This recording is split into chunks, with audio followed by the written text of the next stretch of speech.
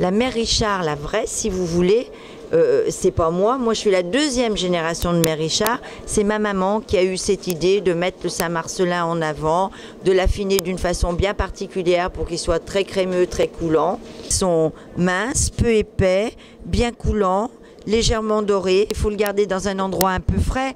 À cette saison, là, à l'automne, quand il fait frais, humide comme aujourd'hui, le balcon ou le rebord de la fenêtre, c'est parfait.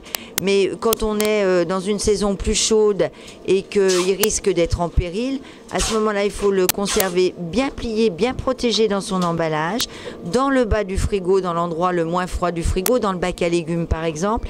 Et surtout, pensez à le sortir 2 ou 3 heures avant le repas pour qu'il se remette à température. Jamais servir un fromage froid. La boutique s'appelle la Mère Richard, du nom et du surnom surtout de ma maman. C'est grâce à Monsieur Paul, c'est lui qui l'avait surnommée la Mère Richard.